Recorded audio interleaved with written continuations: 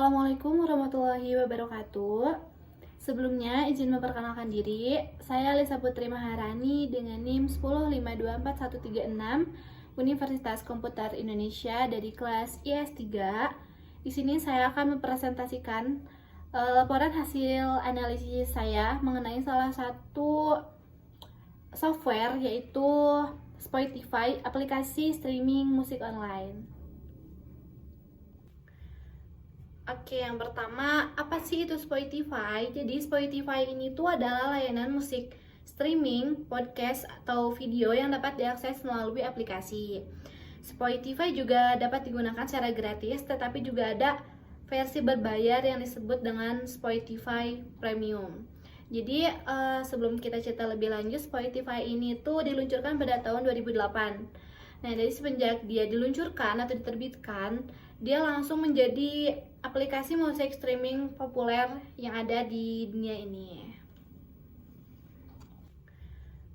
Oke, yang pertama, apa sih itu Spotify? Jadi Spotify ini tuh adalah layanan musik streaming, podcast, atau video yang dapat diakses melalui aplikasi. Spotify juga dapat digunakan secara gratis, tetapi juga ada versi berbayar yang disebut dengan Spotify Premium. Jadi sebelum kita cerita lebih lanjut, Spotify ini tuh diluncurkan pada tahun 2008. Nah, dari semenjak dia diluncurkan atau diterbitkan, dia langsung menjadi aplikasi musik streaming populer yang ada di dunia ini. Oke, melihat slide yang sebelumnya bahwa Spotify itu ada dua versi gratis dan versi premium. Yap, betul banget. Jadi Spotify ini tuh menawarkan dua versi. Yang pertama ada versi gratis dan yang kedua ada versi premium atau biasa yang disebut dengan Spotify Premium. Jadi apa sih Spotify? Bedanya Spotify gratis dan Spotify Premium. Jadi Spotify gratis ini tuh adalah dimana kita pada saat mendengarkan musik itu bisa jadi ada hambatan atau ada gangguan dengan potongan-potongan iklan. Nah, di sini ada artikel yang menyebutkan sebagai sebuah layanan musik streaming yang memiliki pengguna aktif yang besar jumlahnya, Spotify memiliki layanan periklanan online yang biasa disebut dengan Spotify for Brands. Jadi beragam format tersedia untuk brand-brand yang ingin menjangkau generasi milenial yang merupakan audiens terbesar dari Spotify. Nah, jadi rata-rata menurut survei itu pendengar Spotify itu banyaknya dari generasi milenial dan generasi Z. Nah, Spotify juga di sini baru merilis sebuah platform audio self-service periklanan baru yaitu Spotify Ad Studio. Yang layanan ini tuh memungkinkan pemesan untuk menjangkau konsumen yang tepat pada saat yang tepat. Untuk mengelola kampanye beragam audio dengan pilihan anggaran yang fleksibel. Nah, jadi kayak banyak brand-brand yang bisa bekerja sama dengan Spotify dengan cara memasukkan iklan-iklan ke Spotify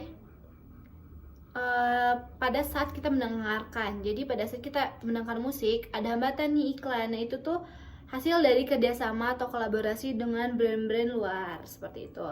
Nah, kalau versi premiumnya nih, yang Spotify Premium, itu kita tidak akan ada hambatan iklan. Jadi ketika kita akan mendengar musik, itu akan lancar dan tidak akan ada gangguan.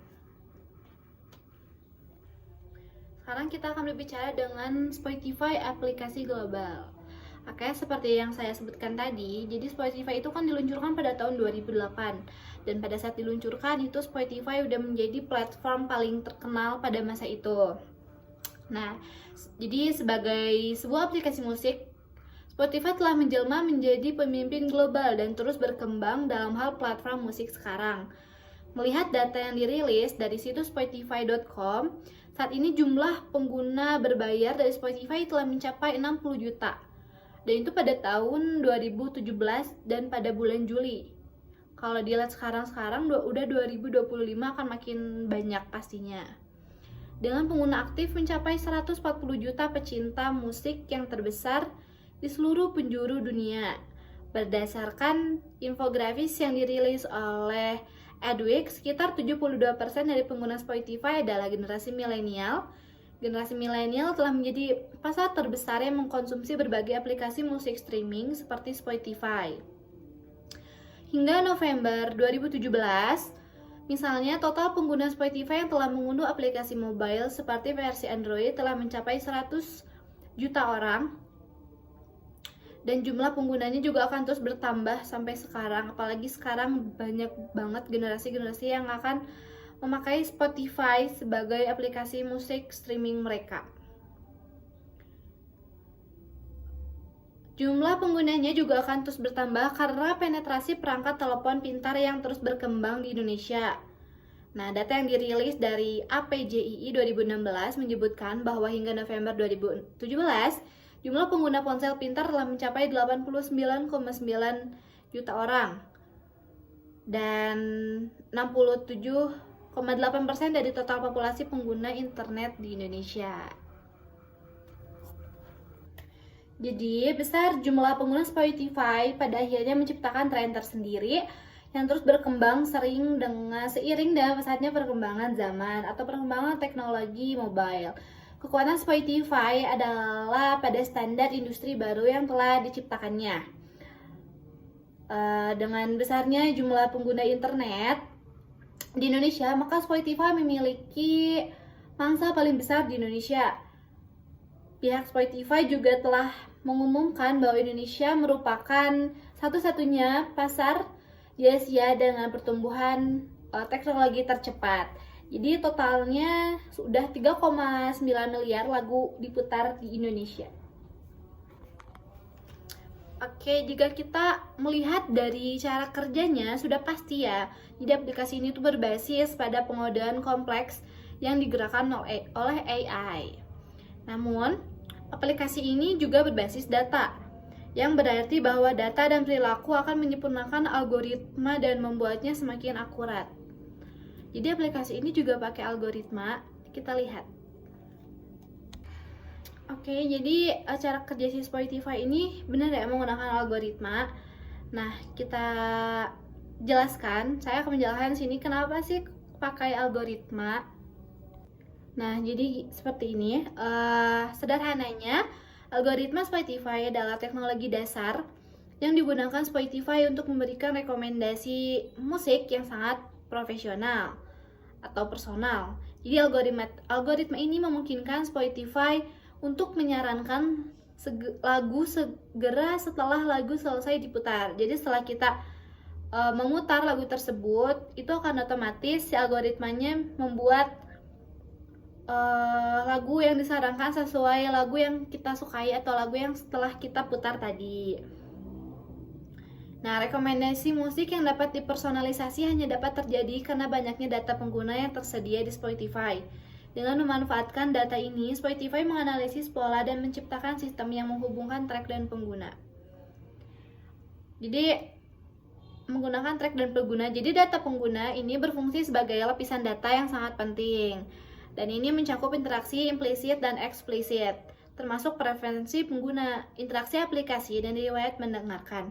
Jadi lapisan data ini tuh penting ya, karena merupakan fondasi yang digunakan Spotify untuk membangun model rekomendasi dan daftar putarnya seperti itu. Oke, izin menambahkan sedikit, kan pada saat ini tuh negara udah semakin maju dan makin banyak juga platform atau aplikasi streaming online yang pasti akan membuat rancangan-rancangan yang lebih bagus. Nah, jadi dengan meningkatnya persaingan di pasar musik streaming ini, Spotify akan meningkatkan penawaran produknya untuk tidak hanya mendorong keterlibatan dan konversi berkelanjutan dari pengguna yang ada, tetapi juga untuk menarik pengguna baru. Jadi perusahaan akan melaporkan current pelanggaran bulanan nominal sebesar 5%, tetapi 40% dari pelanggan premium yang churn bergabung kembali dengan platform dalam waktu 3 bulan, yang menghasilkan churn bulanan efektif sebesar 3-4%.